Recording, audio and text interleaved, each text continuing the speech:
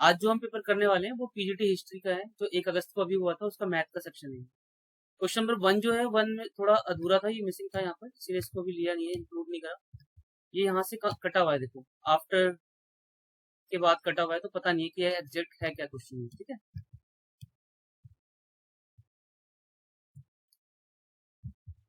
Question number 2 में इसने बोला हुआ था, उसने 61 लाइट बल्ब खरीदे, 61 रुपए में खरीदे हैं, तो सीपी यहाँ पर हो गया 1 रुपए का, कॉस्ट प्राइस है यहाँ पर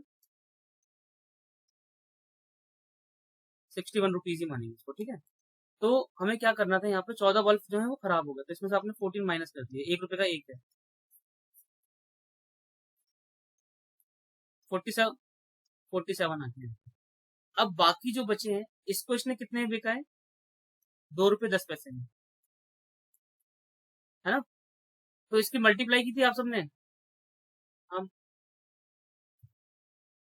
चलो पॉइंट को हटा लो यहाँ से, ये कट गया यहाँ से, 47 × 20,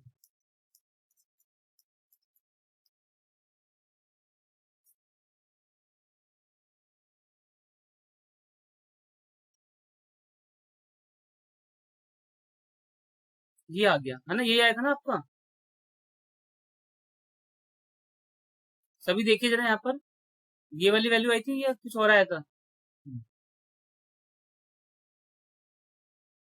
आपको अब इसको किससे माइनस करा था आपने इसे,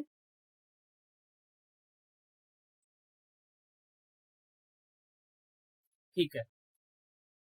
अब देखिए यहाँ पर 7 जो लास्ट में आ रहा है ना यहाँ पर, ये पॉइंट के बाद वाला है, तो पॉइंट के बाद जो 7 है वो किसी और भी ऑप्शन में है यहाँ पर, आपको माइनस क्या करना था, 98.7 माइनस 61 करना था। ठीक है, आप ये बोलोगे ये तो सर क्वेश्चन करके ही पता चलेगा, लेकिन आप जरा यहाँ देखोगे ना थोड़ा सा, अगर यहाँ पर देखते हैं आप, ये 7 जो यहाँ से आ रहा है, तो यहीं से आंसर लगा देना था आप सबको। ठीक है, अब दोबारा से एक बार समझ लीजिए, ये मैंने सॉल्व करके बता दिया, लास्ट वाले स्टेप भी आपको थोड़ा मायने रखते हैं, देख के चलो, इससे थोड़ा टाइम बचता है, फिर आगे वाले क्वेश्चन में देख लीजिए सभी, जरा इसको एक बार दोबारा से देख लो। यहाँ पर जो है सीपी जो है यहाँ पर 61 रुपए है, 1 रुपए का एक आइटम है यहाँ पर, इसमें जैसे 14 जो है वो खराब हो गए, तो हमारे पैसे तो हमारे लिए नुकसान हो गया, 47 रुपीज का सामान पड़ा मुझे। अब मैं क्या कर रहा हूँ, यहाँ पर एसपी जो देख रहा हूँ इसको, 61 आइटम थे यहाँ पर, जिसमें 14 खराब हो गए थे, 47 बचे थे, उसको मल्टीप्लाई करना 2 रुपए 10 पैसे से, कितना आया था मल्टीप्लाई करके इसको, 90, जरा बताइए कोई, 987 पॉइंट में। ठीक है, फिर हमने यहाँ पे प्रॉफिट निकाला था, इसने प्रॉफिट यहाँ पर परसेंटेज में नहीं पूछा, तो ये बहुत आसान सा सवाल माना जाएगा। जब परसेंटेज में होता है तो वहां थोड़ी कैलकुलेशन करनी पड़ती है आपको, तो यहाँ बस आपको सीधे माइनस करना था, यहाँ से माइनस करते ही 7 एक ये नया सवाल पूछ रहा है, तो इस टाइप के क्वेश्चन आ सकते हैं, वो इसमें क्या इंक्लूड कर सकता है नया, उसे समझ लो। सवाल ऐसे आ सकते हैं कि उसने इतने आइटम खरीदे, या इतने ज्यादातर ये ब्रेड या एग वाले क्वेश्चन आते हैं, इसमें इसमें कोई लाइट यूज किया, इतने खराब हो गए, तो आपको याद रखना, इस टाइप के क्वेश्चन भेज दूंगा मैं, तो ये पैटर्न ना ये याद रखना, कुछ उसमें चीज जो खराब हो रही है, डिफेक्ट हो रही है, उसको हटाना पड़ेगा, फिर आंसर निकालना पड़ेगा। अगर ये पूछ रहा है इस तरीके से, तो वो आगे ऐसे सवाल पूछेगा। वो बताता हूँ सवाल पे कह रहा है, सवाल कह रहा है कि आपको बताना है, रेशो यहाँ पर जो है 7:3 है, हमारे पास 170 लीटर का मिक्सचर है यहाँ पर, पानी और दूध का, उसका आप क्या उसमें ऐड करोगे, आप वाटर ऐड करने के बोल रहे हैं, वाटर आप कितना ऐड करोगे उसमें कि क्वांटिटी उसकी 1:1 हो जाए, अभी कितनी है, 7:3 है। ठीक है, ये सवाल है, जरा ट्राई कीजिए, देखो हो जाए तो ठीक है, नहीं तो मैं बताता हूँ बाद में। आते हैं ना, सबसे पहले तो देखो ये जो लिखा होता है मिक्सर 7:3, इसका मतलब पहले आप उसको सम कर लो, टोटल जो है आपके पास मिक्सर 170 है, उसको किस में डिस्ट्रीब्यूट करना है, 7:3 में। ठीक है, या ऐसे मान लो आपके पास 170 रुपए है और आपको बांटना है 7:3 में, तो कैसे करेंगे आप, इसका पहले सम किया आपने 10 आ गया, अब इससे भाग कर दीजिए, ये काट के आ गया 17, है ना, तो 17 का यहाँ पर मल्टीप्लाई कर देंगे, 17 का मल्टीप्लाई यहाँ पर कर देंगे, तो इसका मतलब क्या होता है, इसका मतलब होता है कि इस क्वांटिटी में हम बांट देंगे, 170 लीटर हमारे पास मिक्सचर था, 119 लीटर यहाँ पर हो जाएगा आपका मिल्क, और 51 लीटर यहाँ पर हो जाएगा आपका पानी। अब इसने बोला है यहाँ पर कि आप इसमें पानी की मात्रा कितनी मिलाएंगे कि 1:1 का रेशो हो जाए। बहुत ही सिंपल सा कॉन्सेप्ट है, जैसे यहाँ पर लिखेंगे मिल्क, यहाँ लिखा मैंने वाटर, है ना, तो इसका रेशो है यहाँ पर 119 और ये क्या, तो आपको वाटर में यहाँ एक्स लगाना है यहाँ पर, क्योंकि आप ऐड क्या कर रहे हो, वाटर ऐड कर रहे हो, तो ये ऐड करके कितना हो जाएगा, 1:1 हो जाएगा। यहाँ तक जरा बताइए ये वाला स्टेप आप सबको समझ में आया या नहीं आया? एक्स हमने यहाँ पर इसलिए लिखा हुआ है, एक्स इसलिए लिखा है, इसमें ये बोला है कि find the quantity of water, water आप जो ऐड करोगे मिक्सचर में तो इसकी क्वांटिटी जो है 1:1 हो जाएगी। ठीक है, जैसे मान लो आप इतने लीटर दूध लेके आ गए, 119 लीटर दूध लेके आए तो आपने 51 लीटर उसमें पानी मिलाया था। अब आप इसमें कितना और पानी मिलाओगे कि दोनों जो है 50-50 इक्वल हो जाए, तो यहाँ पर आपको एक्स लगाना पड़ेगा। अगर पेपर में ये बोलता कि वाटर मिल्क ऐड करना है तो ऊपर एक्स लगाते हैं यहाँ पर। ठीक है, तो अब यहाँ से इसको सॉल्व कर लेंगे, तो यहाँ से मल्टीप्लाई करेंगे, 51 प्लस एक्स बराबर 119, प्लस में इसको यहाँ ले आएंगे माइनस, घटा दिया, आंसर आ गया। ये आ गया 8 और ये आ जाएगा 11, 68 आ जाएगा इसका आंसर। आसान सा सवाल था, कोई इतना टफ नहीं था। सवाल ये कह रहा है कि लंबाई चौड़ाई ऊंचाई जो है एक घनाभ की, उसका जोड़ 21 है और उसका जो संपूर्ण पृष्ठ क्षेत्रफल है घनाभ का वो 320 मीटर स्क्वायर है, तो बताइए उसके डायगोनल की लेंथ कितनी होगी। ये जो क्वेश्चन है ना यहाँ पर, ये सवाल क्या कह रहा है, ये सवाल क्या कह रहा है, ये आपने देखा होगा क्यूबॉइड इसको बोलते हैं, जिसमें लेंथ इसकी एल बी एच तीनों अलग अलग होती है, अगर सेम होगी तो ये क्यूब बन जाएगा। ठीक है, जिसमें लंबाई चौड़ाई ऊंचाई बराबर होगी तो वो घन बन जाता है, जहां लंबाई चौड़ाई ऊंचाई अलग अलग होती है तो वो क्यूबॉइड हो जाता है। तो इस क्यूबॉइड में एल ये है, बी ये है, एच ये है, तो इसके अंदर कितना कोई भी वाटर होल्ड हो सकता है, कोई भी सामान रखते हैं तो उसको बोलते हैं आयतन। तो इसका आयतन का जो फॉर्मूला होता है वो होता है एल बी एच। ठीक है, ये हमेशा सेंटीमीटर क्यूब में होता है, आप ऐसे भी पहचानोगे। वॉल्यूम जो है यहाँ पर 3D फिगर होता है, इसलिए यहाँ पर सेंटीमीटर क्यूब होता है। इसका टोटल सरफेस एरिया जो होता है आपका संपूर्ण पृष्ठ क्षेत्रफल वो होता है 2 LB BH HL। ये क्यों होता है ये भी, हाँ ये बता देता हूँ ये भी क्यों होता है। ये देखिए आप, ये जो L है ना यहाँ पर और ये B है, ये एक आयत हो गया, एक तरीके से रेक्टेंगल हो गया ये वाला। जब आप इसको निकालोगे L इंटू बी होगा, और देखो यही सेम चीज ऊपर होगी। जैसे आप देख लो कोई भी एक बॉक्स देख लो, है ना, सूज रखने वाला बॉक्स देख लो, या माचिस का जो डब्बा होता है उसका बॉक्स देख लो, वो भी क्यूबॉइड होता है। उसका जो नीचे का बेस होगा वही ऊपर ऊपर का रूफ होगा उसका, इसलिए यहाँ पर एल भी 2 बार होती है यहाँ पर। इस तरीके से ये वाली साइड भी यहाँ पर 2 बार होती है और ये वाली साइड भी 2 बार होती है, इसलिए ये फॉर्मूला बनता है। कहने का मतलब है ये आपके 6 आयतों का क्षेत्रफल का एक कॉम्बिनेशन है। ये 6 आप रेक्टेंगल के एरिया को जब ऐड करोगे ना तो ये बनेगा। तो अब देखो एक इसमें फॉर्मूला आता है, ये जहां से ये आंसर जल्दी निकल जाता है। पेपर में कैसे करना था, पेपर में पहले बताता हूँ। इसका बस आपको स्क्वायर निकालना था, 441 आ जाता है, और 320 इसमें से घटा देते हैं आप, ये आ गया 121, और इसका अंडर रूट निकालते थे आंसर। ठीक है, ये होगा कैसे, इसके लिए तो आपको ये प्रोसेस समझना पड़ेगा। बार बार बहुत सवाल आ रहे हैं, मैंने 2-3 सवाल और देखे इस टाइप के सवाल पूछ रहे हैं पेपर में। तो देखो एक फॉर्मूला होता है, आप सबको पता होगा, a प्लस बी प्लस सी का होल स्क्वायर। ये होता है a का स्क्वायर, b का स्क्वायर, c का स्क्वायर प्लस 2ab। ठीक है, वो मैं कॉमन ले रहा हूँ यहाँ पर, 2ab 2bc और 2ca, तो ये फॉर्मूला बन जाएगा। ठीक है, ये फॉर्मूला किसका है, a प्लस बी प्लस सी का होल स्क्वायर। तो ये आपको इस तरीके से याद रखना है। अब एग्जामिनर यहाँ पर क्या थोड़ा चालू बन रहा है, वो आपको ना ये दे देगा, ये जो है लंबाई चौड़ाई ऊंचाई का जोड़ है, और ये चीजें आपको किसमें निकालनी पड़ेगी, डायगोनल। डायगोनल का फॉर्मूला जो होता है डी बराबर वो होता है आपका under root L square B square H square. ठीक है, विकर्ण देखा होगा आपने, ज्योमेट्री बॉक्स जो होती है आपकी, उसके अंदर अगर आपको सबसे लंबी पेंसिल रखनी हो तो आप उसको डायगोनली रखोगे, है ना। तो डायगोनल का फॉर्मूला होता है एल का स्क्वायर बी का स्क्वायर एच का स्क्वायर। अब आप एक चीज जरा यहाँ नोटिस करेंगे, यहाँ पर हर बार देखो क्या दे रहा है, ये जो फॉर्मूला जो बनता है, इसका फॉर्मूला आप देखोगे इसमें ये चीज बन रही है, यहाँ पर एक तो वॉल्यूम बन रहा है और एक ये बन रहा है। अब इसने यहाँ पर सम जब बोल देगा ना, ये जोड़ लंबाई चौड़ाई ऊंचाई, तो ये बन जाएगा एल पी एच बराबर 21। तो आपको यहाँ 21 रखना था, 21 का स्क्वायर बराबर, ये चीज हमें पता नहीं है, और ये हमें दे रखा है यहाँ पर, देखो ये बिल्कुल सेम एज इट इज दे रखा था।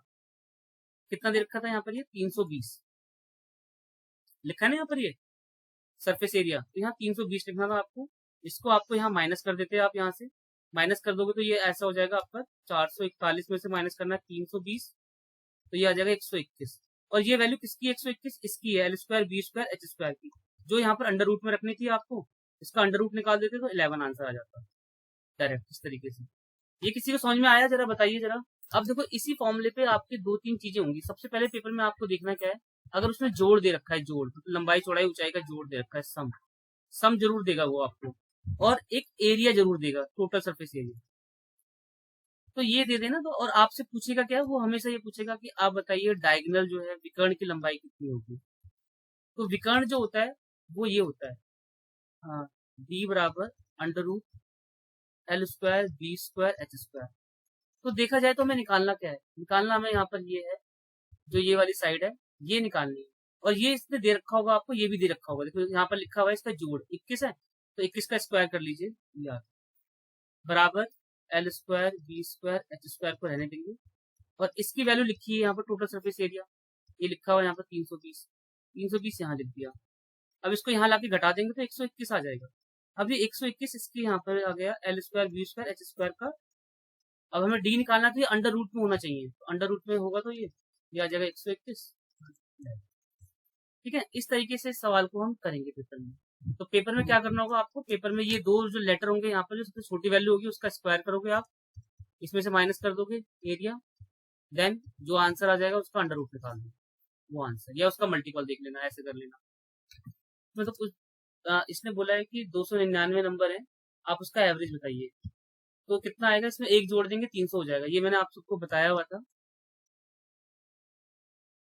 देखो नेचुरल नंबर जो होते हैं, नेचुरल नंबर का सम जो होता है, ये याद रखना है, ठीक है। जिस तरीके से मैं लिख रहा हूँ ना, आप भी थोड़ी सी आदत बना लीजिए।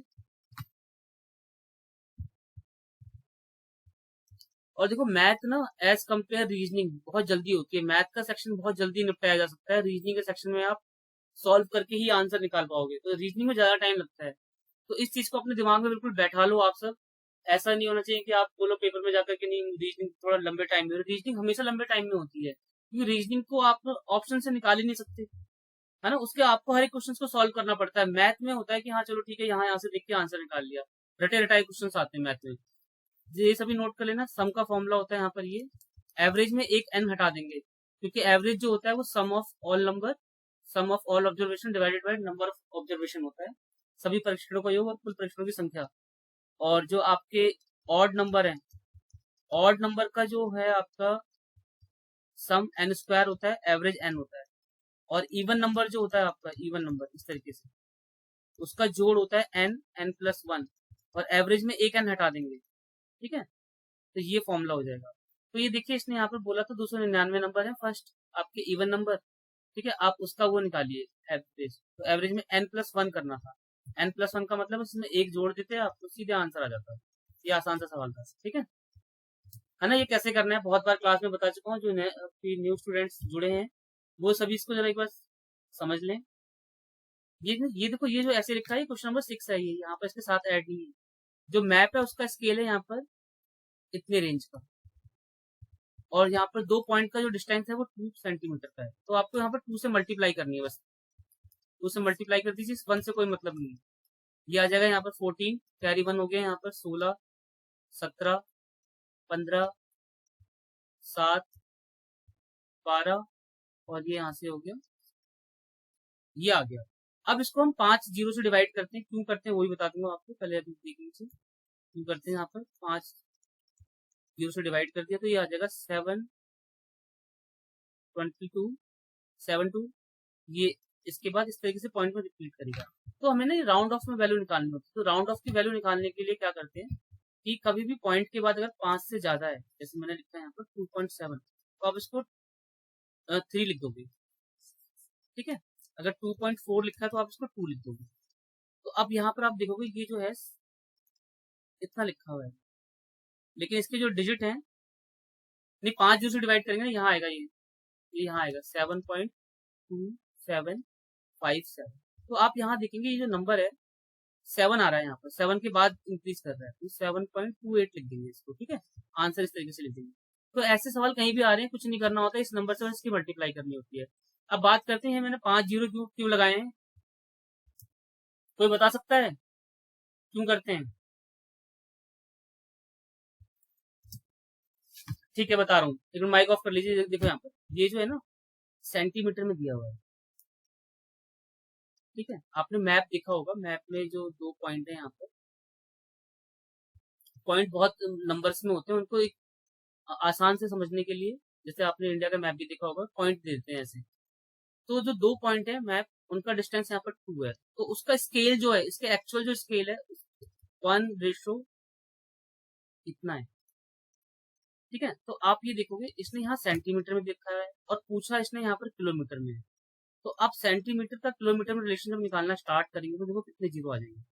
1 किलोमीटर में कितने होते हैं मीटर? 1000। और 1 मीटर में कितने होते हैं सेंटीमीटर? 100 सेंटीमीटर होते हैं।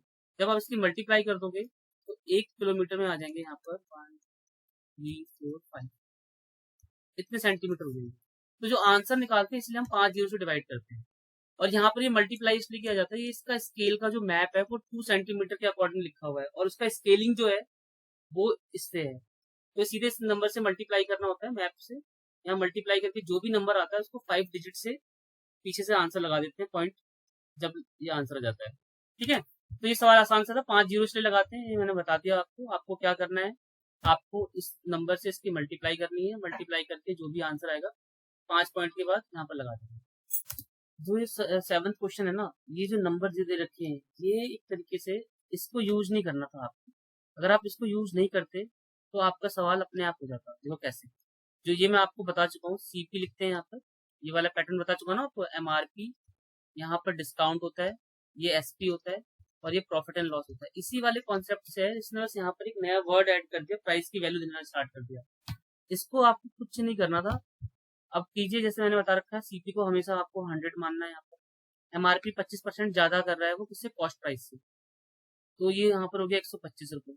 अब देखिए, आपने देखा होगा जब भी आप ऑनलाइन कोई चीज परचेज करते हैं उसकी एमआरपी होती है, फिर डिस्काउंट दिया होता है, डिस्काउंट जब माइनस करते हैं तो एसपी निकलता है। तो वो 20% डिस्काउंट दे रहा है। जब आप 20% डिस्काउंट दे रहा है तो एक्चुअल में ले कितना रहा है हमसे? वो 80% ले रहा है। तो 80% निकालते हैं यहाँ पर। ठीक है, ये हमेशा वाइस 100 में से माइनस करके निकालते हैं तो डायरेक्ट एसपी आ जाता है। एक तरीका तो ये होता है कि आप 125 का 20% निकाल लें, ये कितना आएगा? ये 25 ही आएगा। ठीक है, 25 रुपए का डिस्काउंट दे दिया आपने, फिर आप इसमें से माइनस करेंगे तो ये 100 आ जाएगा, है ना। एक तरीका ये भी होता है कि आप 20% को ना लिखकर, मतलब इसमें ये वाला स्टेप आपका बच जाएगा। आप तो ये वाली कैलकुलेशन करते हैं ना, ये स्कूल में बच्चों को सिखाते हैं ऐसा करना डायरेक्ट इस तरीके से।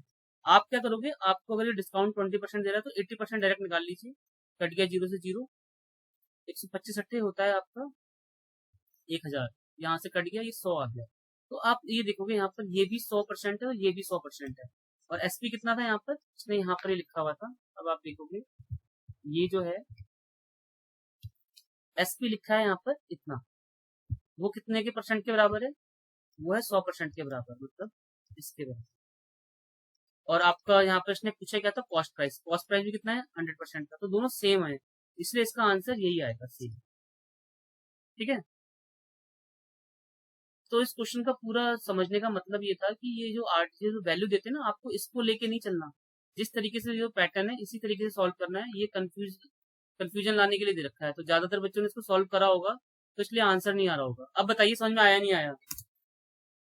एचसीएफ एलसीएम के बहुत ही आसान से सवाल दिए इसमें। ये फॉर्मूला होता है इसका एक, ये आपको पता होगा।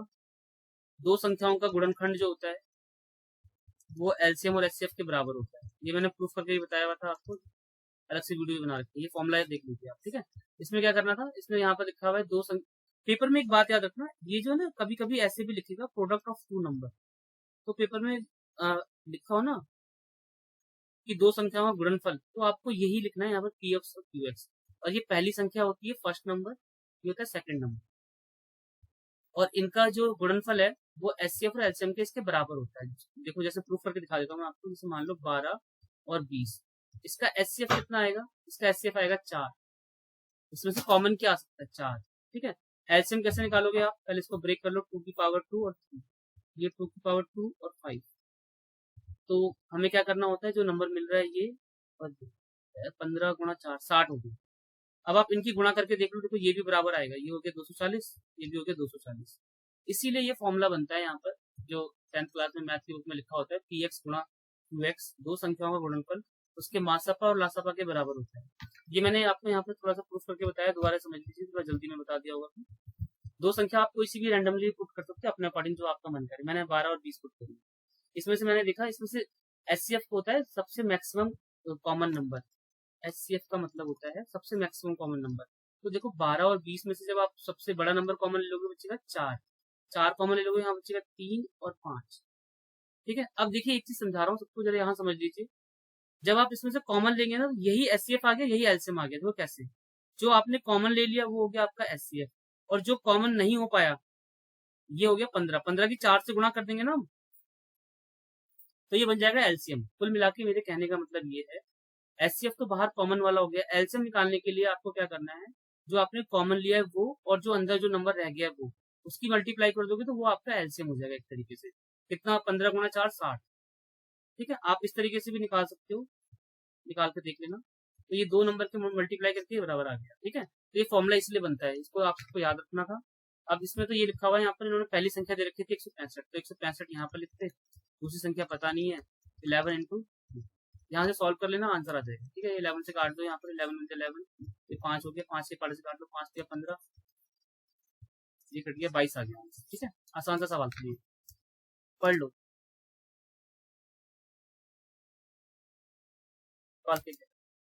सवाल कह रहा है कि ड्यूरिंग ए सेल 50% जो उसने आइटम जो है वो 44% के प्रॉफिट से बेचे, और जो बाकी जो बच गए उसका 22% उसने 14% प्रॉफिट से बेचे हैं, और जो बाकी रह गए उसने उसको लॉस में बेचा है 36% के। तो आपको बताना है ये पूरे ड्यूरिंग हुआ क्या है, उसे प्रॉफिट हुआ है, लॉस हुआ है। तो इसको कैसे कर रहे हैं आप सब, देखो आपको क्या करना था यहाँ पर, आप मान लो टोटल आइटम है आपके पास 100। ठीक है, समझना मेरी बात, और आप उसको बेच रहे हो, चलो इसको पहले ब्रेक कर लेते हैं। 50 यहाँ पर हो गए, 50 को इसने कितने परसेंट प्रॉफिट से बेचा है, 44 से बटे 100। ठीक है, पहली कैलकुलेशन ये हो गई। फिर उसने क्या लिखा है यहाँ पर, 22% किसके, रिमेनिंग गुड्स के। रिमेनिंग का मतलब कितना है, 50% अगर यहाँ पर हो गए तो बाकी कितने बचे, 50। उस 50 का 22% कितना होगा जरा देख लो, 50 का 22% निकालना है आपको, कितना आएगा, 11। इसको इसने कितने प्रॉफिट से बेचा है, इसने बेचा है 14% के प्रॉफिट से, ये हो गया 114 बटे 100। अब इसने लिखा है रिमेनिंग गुड्स, रिमेनिंग गुड्स का मतलब जो बाकी पूरे बच गए, ये कितने हो गए यहाँ पर, ये हो गए 61। 100 है पूरे यहाँ पर, 100 में से 61 को माइनस कर दीजिए, 39 आ जाएगा। 39 को इसने जो बेचा है वो लॉस में बेचा है, लॉस कितना है यहाँ पर, 36% का लॉस है। 100 में से 36 को माइनस कर देंगे तो कितने से बेच रहा है, 64। हाँ 64, इसकी कैलकुलेशन कर लीजिए, इन तीनों को जोड़कर इससे कंपेयर कर दीजिए क्या हुआ है यहाँ पर, बस आंसर आ जाएगा। हमने क्या किया, दोबारा से समझ लो आप एक बार सवाल को, देखो अब आंसर यहाँ से आ चुका है। जब 100 में से आप 109 को घटा देंगे, हाँ 9.5 आ जाएगा। मैं ये सारी चीजें बता रहा हूँ, समझना जो, देखो ये जो नंबर है ना, यही समझना है आपको कि ये मैंने नंबर जो है वो कहाँ से लिखे हैं। ये समझ जाओगे तो सवाल में कुछ दम नहीं है, सवाल आसान सा सवाल है। ये नंबर समझने बस आपको। देखो ये कह रहा है 50%, मैंने 100 मान लिया कि मेरे पास टोटल जो वैल्यू थी वो 100 थी। 100 में जो, और मैं 1 रुपए का उसको बेच रहा था, ठीक है, 1 रुपए मैंने मान लिया यहाँ पर। 50 यहाँ पर लिखा हुआ है 50%, 44% प्रॉफिट में बेचा तो 144 कर दिया। अब यहाँ पर टीना मैम देखो, ये पढ़ोगे ना, इसने यहाँ लिखा है 22% ऑफ रिमेनिंग गुड्स। रिमेनिंग का मतलब है जो बाकी कितने बच गए, 50 बच गए, उस 50 का 22% जो है उसने 14% के प्रॉफिट से बेचा है। तो 50% का 22% जब निकालेंगे यहाँ पर तो वो आएगा 11। उस 11 को इसने 14% प्रॉफिट पे बेचा था, इसलिए मैंने यहाँ पर 114 लिख दिया। अब इसने बोला रिमेनिंग गुड्स, रिमेनिंग गुड्स इनको जोड़ो, 61 हो गए, और ये थे हमारे पास 100, तो बाकी कितने बच गए, 39। उसको उसने 36% के लॉस से बेचा है, तो 100 में से माइनस कर देंगे, 36 64 आ जाएगा। अब इसको सॉल्व कर दिया, ये वाली वैल्यू को ऐड कर दिया, यहाँ से आंसर आ गया। ठीक है, और एक चीज जरा समझने वाली बात समझना, देखो सारे बच्चे नहीं समझ पाएंगे, आप थोड़ा अलग सा दिमाग लगाना। देखो सभी मेरी बात को सुनना, जो बता रहा हूँ बहुत काम की चीज बता रहा हूँ, इसको 1 मिनट में बिना देखे ही करके उड़ जाते हैं हम, वही वैल्यू निकालने के बाद। देखो आप जरा इसमें नोट करोगे, इसने कहीं पर भी नहीं लिखा कि राउंड ऑफ में वैल्यू निकालो, है ना, राउंड ऑफ में इसने कहीं वैल्यू नहीं लिखी। और देखो कोई भी ये वैल्यू पॉइंट में नहीं है, ये भी पॉइंट में नहीं है, ये भी पॉइंट में नहीं है, है ना। अगर आपको इस क्वेश्चन का पूरा ये समरी समझ में आती तो आएगा। आपको अगर उसकी समरी समझ में आती तो आप देख रहे थे वहां पर जो वैल्यू थी आपकी पॉइंट में आना स्टार्ट हो गई थी। तो 100 में से कोई भी वैल्यू घटेगी तो वो पॉइंट में ही आएगी, तो पॉइंट का आंसर यहाँ पर बस एक ही था, तो आपको इसी को ऐसे ही मार्क कर देना था बिना पढ़े, ठीक है, बिना देखे ही कि आगे क्या लिखा हुआ है। ये मेरी बात समझ में आई किसी को? तो ये सवाल क्या कह रहा है, एक क्रिकेट मैच में एक बल्लेबाज ने 120 रन बनाए हैं, उसमें 9 चौके हैं और इंक्लूड 9 फोर्स एंड 5 सिक्सेस। ये ना क्वेश्चन नंबर 12 है। ये आपने इसके साथ समझना इस सवाल को। ये 12 जो है ना, क्वेश्चन नंबर 12 है, ये 12 सिक्सेस नहीं है। तो इसने पूछा है कि बताओ उसने दौड़कर कितने रन लिए, है ना? तो कैसे करना था, ये कर लोगे आप सब। 9 गुणा 4, 5 गुणा 6, ये कितने आ गए यहाँ से? 36 रन इसने ऐसे बनाए चौके लगाकर, और यहाँ पर सिक्सेस से इसने बनाए 30। तो इसको आपने ऐड किया तो 66 रन बनाए हैं उसने इस तरीके से। तो 120 में से 66 रन इसने बना दिए, यहाँ पर 4 यहाँ आ जाएगा। 54 रन इसने बनाए हैं दौड़कर। तो इसने बोला था बताइए कितने परसेंट उसने दौड़ के बनाए। तो 120 रन में से 54 उसने दौड़ के बनाए, इंटू 100 कर लेंगे, यहाँ से कैलकुलेशन कर लेना, 45% यहाँ से आंसर आ जाएगा। तो मैम यहाँ पर ये देखो 120 रन बनाए हैं इसने, यहाँ पर 120 रन बनाए टोटल। अब उसमें उसने 9 चौके लगाए हैं, तो यहाँ पर 9 इंटू मैंने 4 लिख दिया, 9 इंटू 4, 36 रन इसके यहाँ पर हो गए। 5 उसने यहाँ पर सिक्सेस लगाए हैं, तो 5 गुणा 6 कर दिया मैंने यहाँ पर, ये 30 हो गए। इनको जोड़ा मैंने, 66 रन उसने चौके बाउंड्री से बनाए, चौके छक्के से। तो 120 उसने टोटल रन बनाए थे, टोटल में से मैंने माइनस कर दिए। तो माइनस गलत तो करा नहीं है, यहाँ पर 10 में से 6 या 4 आ जाएगा, यहाँ पर 11, 54। तो 54 जो है उसने रन दौड़ के लिए हैं, रनिंग करके। तो 54/120 गुणा 0 से 0 कट गया, ये काट देते हैं 5, ये 6 आ गया, 6 से काटा, 6 9 54 और 9 5 45, ये आ गया 45%। ठीक है। इसने बोला है what percent of total score did he make bye running between the wickets, है ना? तो दौड़ की जो इसने रन लिए,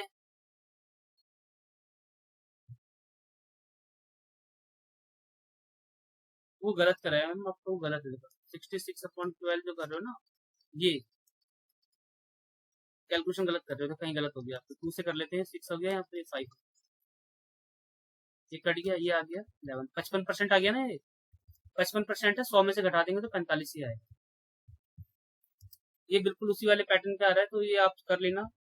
देखो ये ना मैं बहुत जल्दी कैसे करता हूँ, देखो अभी तो आप रट्टा मार रहे हो, ये करना कैसे होता है सभी इसको सुन लो, अगर आप जल्दी कर सकते हो तो। फॉर्मूला भी भूल जाओगे तो उससे भी हो जाएगा। ये 1 लड्डू थे, ये 2 लड्डू बन गए, मतलब दुगने हो गए ये। ठीक है, अगर ये 3 लड्डू बनते तो मैं देखता इंटरेस्ट कितना है, यहाँ 2 लड्डू का है ना? तो इसको करना क्या होता है, आप इसको 100 लेके काम करो। जैसे मैंने कहा 100 रुपीज थे, वो दुगने हो गए, तो वो 200 रुपये हो गए। तो यहाँ पर जो पैसे कितने एक्स्ट्रा हो गए, 100।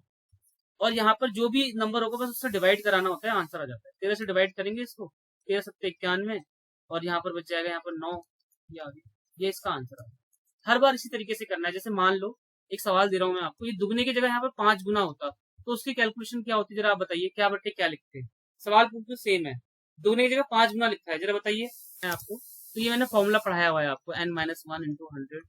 ये उनके लिए जो स्टार्टिंग में बच्चे पढ़ते हैं कि हाँ रट्टा मार लेते हैं कि सर ऐसे सवाल होगा, तो इस तरीके से करना होता है। जैसे मान लो अगर मैं इस तरीके से करके दुगना लिखा हुआ है, यहाँ पर n को टाइम्स कहते हैं, तो यहाँ पर आपने 2 रखा, 2 में से 1 गया, यहाँ पर 100 हो गया। और यहाँ पर 13 वर्ष है और r पता नहीं है, तो r बराबर 100/13 करेंगे। इतना टाइम लगा देंगे करने में, तो ये बहुत ज्यादा टाइम माना जाएगा, टाइम बचाना है आपको। तो इसके लिए क्या करना होता है, सबसे आसान सा तरीका ये है कि आपको यहाँ पर लिखना है, पहले ये 100 मान लिया आपने, अब ये डबल हो गया, डबल होके कितना हो गया, 200 हो गया। ब्याज कितने रुपए का यहाँ पर एक्स्ट्रा कमा रहा है, वो 100 रुपए का। और जो यहाँ नंबर दिया होता है उससे भाग करना है 13 से, तो देन आंसर आ जाएगा। अब मैंने क्या पूछा था आपसे, मैंने पूछा था इसको दुगना नहीं 5 गुना कर दिया, 5 टाइम्स हो गया मेरे पैसे, तो लिखना था आपको 100, 5 टाइम्स हो गए ये 500, तो कितना यहाँ पर इंटरेस्ट ले रहा है वो 400, तो 400 को 13 से भाग करना था। ये मैंने पूछा था आप सबसे।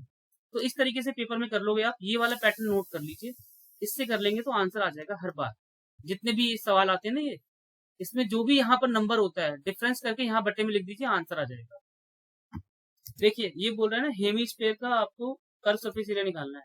अर्धगोला होता है इसका मतलब, अर्धगोला मतलब एक ये गोला है, इसकी जो आधी ये यहाँ से कट कर लिया, तो इसका जो सरफेस एरिया होता है ना, वो होता है 2/2 पाई r²। टोटल सरफेस एरिया होता है 3 पाई r², नोट कर लेना सभी इसको। और वॉल्यूम होता है 2/3 पाई r³। मैं नोट करके बता देता हूँ, इसे बोलते हैं अर्धगोला। अर्धगोले का जो आयतन होता है ये v है, v का वॉल्यूम होता है, ये कर्व सरफेस एरिया है, और ये टोटल सरफेस एरिया है। अब आप इसमें देखेंगे आपको यहाँ लिखा हुआ था कर्व सरफेस एरिया जो है वो निकालना है आपको, ठीक है। तो देखिए इसकी कैलकुलेशन कैसे होती है और बिना पेन चलाए हम पेपर में ऑप्शन से कैसे निकालते हैं। 2 पाई r² आपको लगाना था, तो 2 गुणा पाई, आर की वैल्यू यहाँ पर कितनी 63, 63 इंटू 63। ये तो वैसे हो जाएगा, देखो सुनो, आप इसमें मल्टीपल ना देखो ना, आप इसको अगर ये यहाँ पर लास्ट डिजिट से भी आंसर आ जाएगा इसका। ये 7 से इसको काट दो, 7 दिन 63 हो गया। अब आपके पास है 2, 22, 9 और 63। और एक चीज नोटिस कीजिए आप सब कि सबके जो है आखिरी अंक अलग अलग है। इसके 4 है, यहाँ पर 2 है, इसका 8 है, यहाँ पर 5 है। इसीलिए यहाँ पर हम यूनिट वाले नंबर से कर सकते हैं। देखो कैसे, 2 दूनी 4, 4 की गुणा करी 9 से 36, 36 का 6 ले लेंगे, 6 की गुणा करी 3 से 8, तो ये सीधे 8 इसी के लास्ट में और किसी के लास्ट में 8 नहीं है। और आप सब देख रहे होंगे यहाँ पर 11 का मल्टीपल है ना, मैंने बता रखा है आपको, जहां भी पाई मिल जाए। तो इसमें 2-3 नंबर हो रहे होंगे शायद 11 के मल्टीपल। ये 5 हो गया, 5 4 यहाँ पर 9 हो गया, ये भी 9 हो गया, ये 0 आ रहा है। और ये 7 7 2 9, ये भी 9 आ रहा है, 0। तो 11 वाला रूल यहाँ पर फेल हो रहा था। तो आप यहाँ पर क्या कर सकते थे, इस तरीके का अगर फॉर्मूला पता है आपको, फॉर्मूला लगाया आपने, यहाँ से कर लिया। और बिना फॉर्मूले के भी अगर करना चाहें वहां से भी हो सकता है, नहीं होगा। ये 63 है ना, ये 63 के अंदर क्या होता है, 9 आ रहा है इसका सम। इसमें देखना आप सब जरा, कितने नंबरों का सम 9 है यहाँ पर, 9 जरा देखते हैं किस किसका आ रहा है। ये कितना हो गया यहाँ से, यहाँ पर इस तरीके से अगर मल्टीपल आ जाए, आपके 11 का मल्टीपल का रूल फेल हो गया, 9 का मल्टीपल का रूल फेल हो गया, तो आप यूनिट वाले प्लेस पे आ जाओगे, फिर यूनिट प्लेस से आंसर निकालोगे। सॉल्व करने को मैं किसी को नहीं बोलूंगा कि आप पेपर में मल्टीप्लाई करो, कोई भी इसकी गुणा नहीं करेगा पेपर में, कोई गुणा नहीं करने वाला, इसकी गुणा नहीं करनी है। मल्टीप्लाई करके आंसर नहीं निकाला, यूनिट प्लेस से निकाल लेते हैं। जो मैंने बताया था आपको, ये फॉर्मूला लगा दिया है यहाँ पर, ये थोड़ा सा फॉर्मूला याद करना था आपको, यहाँ से कट गया ये 9। अब ये यहाँ से मल्टीप्लाई करी 4 आ गया, 4 की 9 से मल्टीप्लाई करी, 4 नहीं 36, 6 हो गया, 6 की 3 से मल्टीप्लाई 8, 8 बस एक ही ऑप्शन में देन लगा के आंसर आगे बढ़ जाए। ऊपर में ऐसा लिखा हुआ आता है सरफेस एरिया, तो आप सब बिल्कुल इसको याद कर लें, इसको रीड करेंगे एज ए TS से, ठीक है। CS से कभी भी मत मान लेना, हमेशा जहां सरफेस एरिया लिखा है उसको टोटल सरफेस एरिया मानना। क्वेश्चन नंबर 16 आपको अपने आप ही करना है। एक वेतन यहाँ पर इसको मिलता है हर महीने इतना, 16% की बचत करता है, तो खर्च कितना होगा 84%, है ना। इसका 84% निकाल देना, आंसर आ जाएगा। और एक चीज, हाँ एक चीज जरा सभी देखना, देखो इसको कैलकुलेशन करोगे ना, कैलकुलेट करने में टाइम लगेगा। सभी जरा मेरी बात को सुनना, इतना पैसे, इसको इतने पैसे मिल रहे हैं 8,675 रुपए, 16% की बचत करता है वो, तो खर्च कितना करता होगा, खर्च करेगा 84%। अब देखो पेपर में ये भी करना बवाल है, इसकी 84 की मल्टीप्लाई करना भी बवाल है एक तरीके का। अब आप क्या करोगे इसमें, जरा कोई बताइए इसको मुझे ना, बिना मल्टीप्लाई के आंसर निकालना है, कोई निकाल सकता है। आप सब इसका जरा जोड़ कर दीजिए इसके यूनिट का, फिर बताता हूँ देखो कैसे आ जाएगा। ये हो गया 9, 9 और 15 कितने होते हैं, 9 और 15 24, 6 आ गया इसका सम, 10 21, 3 हो गया। ये कितना आ जाएगा यहाँ से, 9 और 6,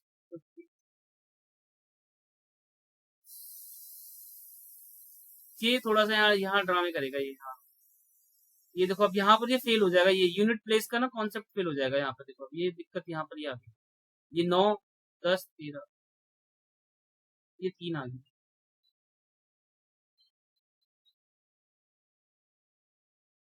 हाँ नहीं, अभी अप्लीकेबल नहीं हो पाएगा क्योंकि तो दो नंबर सेम आ गए ना।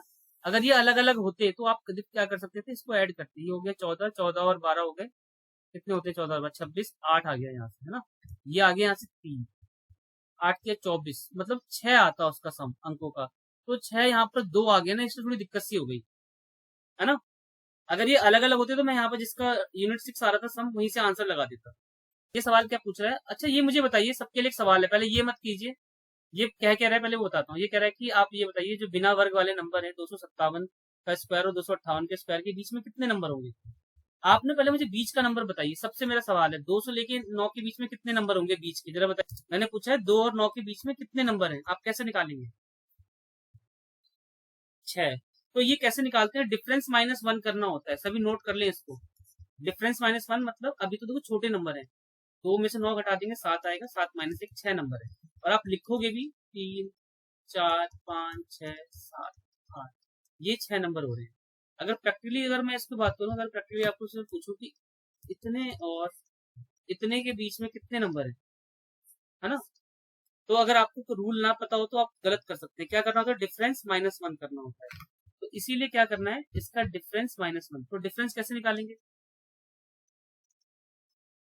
ये घटाना है आपको, है ना। तो आप यहाँ पर फॉर्मूला लगा देंगे ए स्क्वायर माइनस बी स्क्वायर। ये होता है, एक बार जोड़ते हैं इसको, एक बार घटाते हैं। तो आप जब इसको जोड़ोगे तो जोड़ने पे आ जाएगा ये 514, घटाएंगे तो एक आ जाएगा, 514 नहीं 515 है।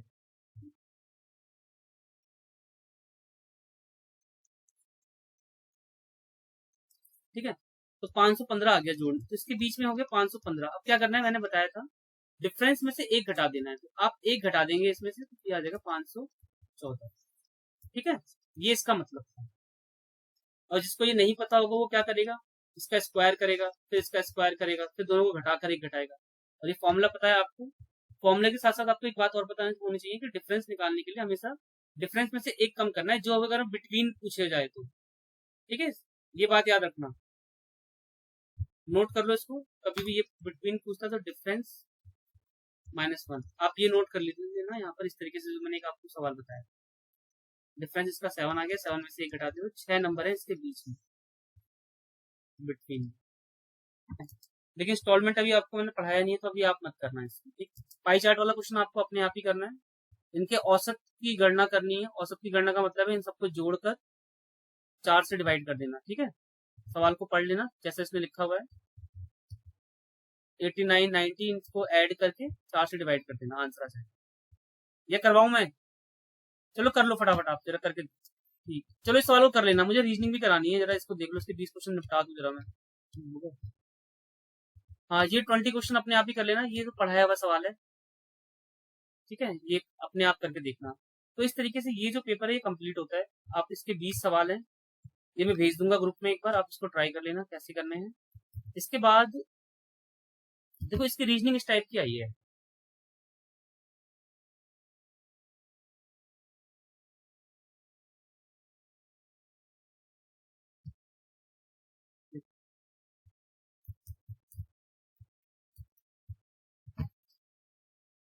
तो इससे कुछ सवाल जो अच्छे अच्छे सवाल है वो करवा रहा हूँ मैं आपको। पहला पहला हो जाएगा, जरा पहला करो, आपसे जरा पहले करके दिखाओ, लाइव ही करो फटाफट। क्लास को लीव नहीं करेगा, 50 तक क्लास चलेगी, 8:50 तक, तो उसके बाद छोड़ देना आप सब। चलो ये करो जरा, इसका आंसर निकालो। 215 26, हाँ डिवाइड, इसका माइनस है साइन, इसका है। पहले देखो आप सब ना इसके साइन लिख लेना है यहाँ पर, एस क्या है, मल्टीप्लाई। ठीक है, अब यहाँ से सॉल्व कर लेना, यहाँ से पहले देखो बॉर्ड, वहां से पहले डिवाइड कराना है आपको, यहाँ से 2 आ गया, फिर मल्टीप्लाई करना है, 17 गुणा 15 करना है, 17 गुणा 15। देखो 15 से गुणा करने का तरीका आता है किसी को, जल्दी कैसे करते हैं सभी जरा नोट कर लें। मैं क्या करूंगा, मुझे कभी भी किसी नंबर की 15 से गुणा करनी है ना, इसके पीछे जीरो लगा दूंगा और इसका आधा कर दूंगा और जोड़ दूंगा, हो गई गुणा। समझ नहीं आया होगा, देखो ये हर बार इसी तरीके से करते हैं। सुन लो, अभी आ जाएगा समझ में, जल्दी बता दिया मैंने, 215 आ गया। किसी भी नंबर की 15 से गुणा करने का मतलब क्या होता है, जैसे मुझे 25 की मुझे 15 से गुणा करनी है ना। तो मुझे क्या करना है, पहले इसके 250 कर दिया मैंने इसमें, फिर इसका आधा कर दिया 125, इसको जोड़ दो। ये हो वही रहा है जो आप गुणा करते हो। यहाँ पे मैंने थोड़ा चालूपंथी क्या करी है, इस 15 को जो मैंने 10 + 5 कर दिया, 10 का मतलब जीरो लगा दिया और 5 का मतलब इसी का आधा कर दिया। ठीक है, जरा एक करके दिखाना आप सब जरा, इसकी गुणा करके बताइए कितना आएगा, ये सवाल है मेरा आप सबसे। क्या लिखोगे पहले ये बताओ, पहले 340 लिखोगे, 340 का आधा कितना होता है, हाँ 510। तो ये याद कर लेना आप सब अगर कर पाओ तो। ये क्वेश्चन करिए जरा सेकंड। हमें ना क्वेश्चन में ये सब नहीं पढ़ना होता, ये जो लिखा होता है ऑपरेशन कैसे परफॉर्म होगा, should be perform by this this, हमें बस इतना देखना है, ये जो रिलेशन है इसका रिलेशन लेके आना है। इसका मतलब ये होता है कि 2 नंबर में रिलेशन लगा हुआ है, आपको अगले में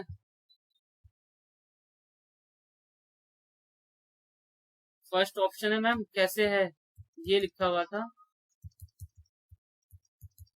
very good very good very good, हाँ जी बहुत बढ़िया, हाँ जी बहुत बढ़िया, ठीक।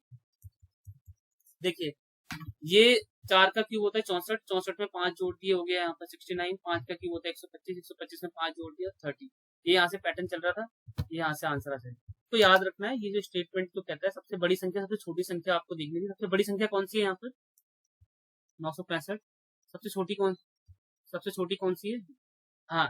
अब इसने ये बोला था कि सबसे बड़ी संख्या का सबसे कौन सा नंबर लेना है, बड़ा या first number? First number, first number 9 है और इसका लास्ट का नंबर लेना था, थर्ड नंबर लोएस्ट का, इसको माइनस करना था। ठीक है, तो आपने इन सबको जरा एक बार पढ़ लेना। पैटर्न यही रहता है हमेशा, ये लाइन चेंज नहीं होती। अब ये नहीं है कि आप इसको पेपर में पढ़ो फिर समझो, तो इस लाइन से आप अवेयर होने चाहिए कि क्या लिखा होता है और क्या करना होता है। बस आपको क्वेश्चन देखना है तो फटाफट कर देना है, क्योंकि हम कंपटीशन वाले एग्जाम की प्रिपरेशन कर रहे हैं, तो उसमें इतना। क्वेश्चन नंबर 6 को देखो आप करके पेपर में कैसे करेंगे। सेम पैटर्न का मतलब है कि ये जो जिस हिसाब से पैटर्न चल रहा है ये वाला MHPKSUSB, जो इसमें पैटर्न लग रहा होगा इसमें लग रहा होगा वही थर्ड वाले में आपको बताना है। हाँ सभी इसी तरीके से कर लेना। देखो जैसे यहाँ पे मैंने नंबर लिख लिया, एम की वैल्यू ये याद करने पड़ेंगे बिल्कुल आपको। ठीक है, लिखोगे नहीं पेपर में, बहुत बच्चे इसको याद करते नहीं है, लिख लेते हैं कि हाँ हम पेपर में लिखेंगे, उतना टाइम नहीं होता, इसको याद कर लो आप सब। ठीक है, इसके वाइस वर्सा भी याद कर लेना। आई का उल्टा जरा बताना मुझे कितना होगा, और क्यू का उल्टा बताना आप सब जरा कितना होगा। हाँ ठीक है, सही है सही है, 27 27 सम होता है इसका, बताओ क्यू का उल्टा। जे, हाँ जी ठीक है। हाँ, हमेशा क्या होता है देखो, ये 27 लेटर होते हैं ना जो हम यहाँ पर डिस्ट्रीब्यूट करते हैं इस तरीके से। तो आप यहाँ पर जब एम लिखेंगे ना फिर यहाँ से एन उल्टा करना स्टार्ट करेंगे, तो इनका सम हमेशा 27 होता है। एक लेटर और अपोजिट लेटर का सम 27 होता है। अगर एक पता है, जैसे मुझे पता है आई की वैल्यू 9 होती है, तो 27 में से 9 घटा दूंगा 18, 18 पे आता है 8।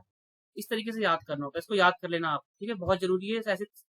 हाँ 2-3 सवाल आ ही रहे हैं, इसके बिना आप काम नहीं चलेगा पेपर में, पेपर में लिखने का टाइम नहीं मिलेगा। ये जो सवाल है ये थोड़ा इसका फिगर बनाना पड़ेगा आपको। अगर फिगर बनाने में माहिर है ना, कि बहुत तेज तेज फटाफट जल्दी से बना सकते हैं, तो आप करेंगे इसको पेपर में अटेम्प्ट। वरना जो जिसको डायरेक्शन में दिक्कत होती है, जो हमेशा सोचता है पूरा पश्चिम ये होगा क्या होगा, राइट लेफ्ट क्या होगा, वो इस सवाल को ना छेड़े पेपर में।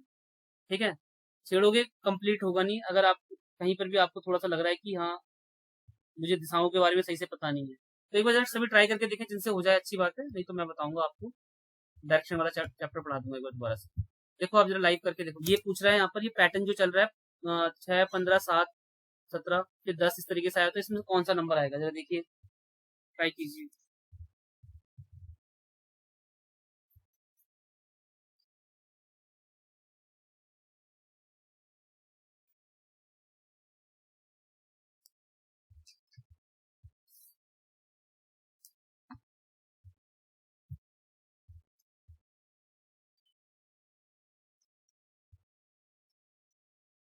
कैसे करा पूजा मैम आपने?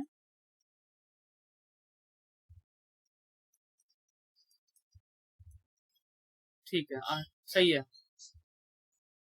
हाँ हाँ बिल्कुल सही। अब जरा सही बात को सुन लीजिए, सुनिए। आपको एक ही बस लॉजिक ब्रेक करना है किसी भी तरीके से। जैसे आपने यहाँ पर देख लिया रिलेशन, 6 दूनी 12 प्लस 3 का कॉन्सेप्ट हो रहा है, 10 दूनी 20 प्लस 3 का कॉन्सेप्ट हो रहा है। अब इसमें किसी में हो रहा है 12 दूनी 24 प्लस 3 27 होता है, 8 दूनी 16 प्लस 3 19 हो रहा है। एक इसी वाले पैटर्न में हो रहा है 17 दूनी 7 दूनी 14 प्लस 3 17, इसमें भी तो हो रहा है। हाँ इसमें भी हो रहा है। और आप बाकी देखोगे 10 का। हाँ हाँ, लास्ट में क्या करोगे देखो, आप एक डिफरेंस और निकाल लोगे। जैसे गुणा निकाल लिया, आप देखो इसमें 10 का अंतर आ रहा है, इसमें 10 का अंतर आ रहा है।